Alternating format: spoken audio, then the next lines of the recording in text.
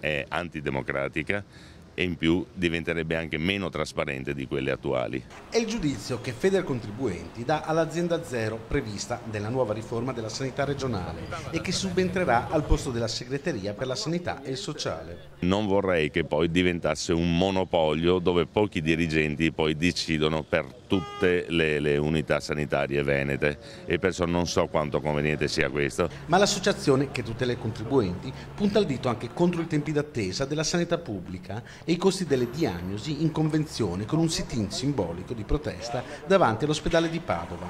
Paccagnella ha testato di persona la capacità di risposta del sistema sanitario veneto di fronte alle comuni esigenze di un potenziale malato alle prese con visite prescritte dal medico curante. È emerso che dalle prenotazioni che abbiamo fatto e vedendo i costi tra la quota fissa e il ticket conviene la sanità privata, costa meno e in più ti danno l'esame immediatamente.